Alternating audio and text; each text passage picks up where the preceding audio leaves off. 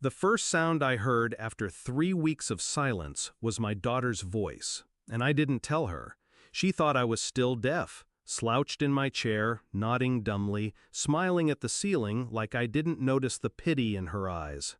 But I heard every word, especially the one she whispered when she thought I couldn't. 3 weeks earlier, the world had gone quiet. A sudden illness, nothing fatal, just inflammation in the nerves. The doctors said it would pass. Maybe. My daughter, Alina, moved in immediately, took over the house like a caretaker, said all the right things. "I'll handle everything, Dad. I'll protect what's yours." I believed her. She was the only family I had left. Her mother died young. I raised Alina alone, worked double shifts, missed meals so she wouldn't. Private school, piano lessons. I gave her everything. And maybe that was my mistake. She never learned to earn, only to expect. The first sign came on the 7th day. I'd regained some balance, could walk better, still acted deaf. Alina was on the phone, in the next room, but her voice carried. "He's not going to recover," she said, casually. "No, I've already started moving some accounts. He gave me access last year. Yeah, the house too. Power of attorney is already drafted." A pause, then a laugh. "No, he has no idea. He just sits there smiling like an idiot." I stopped smiling after that, but not in front of her. By day 9, I had full hearing in my right ear. She still didn't know. I listened as she spoke to lawyers behind my back. Transferred deeds, moved stock, my name, my legacy, shuffled around like play money in her hands. I listened as she told people I was deteriorating, confused, fragile, a burden. I listened as she rehearsed the eulogy for a man who hadn't died. "I always took care of him," she said sweetly into her phone. "He never would have lasted without me."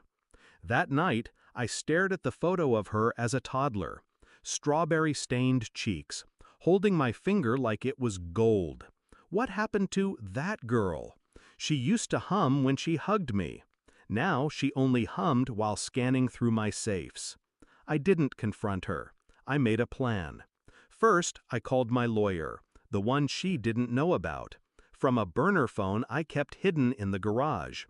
I told him everything, the forged documents, the financial moves, the conversations I overheard. We froze all my assets within 24 hours. Second, I met with my doctor privately, had him sign off on my full cognitive recovery and my regained hearing. Then I told him not to tell her.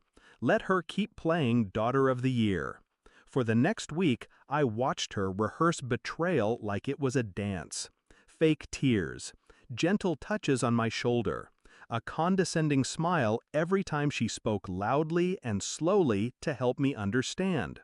She even started bringing in a real estate agent, said they were evaluating the market. I asked questions in writing. She faked answers and smiled, always smiled. Day 17, she brought a banker into the living room. He stood in front of me talking numbers like I was a corpse. "I think we can liquidate the stocks within a week," he told her. "Your father won't be needing them." "No," she said, "he's had a good life. He just doesn't realize it's over yet."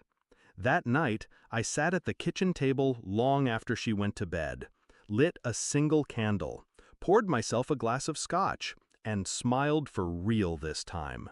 Because tomorrow was the day. She came home from yoga, phone in hand, already mid-conversation. "Yes, after this transfer, the rest should clear. Then it's just the estate paperwork."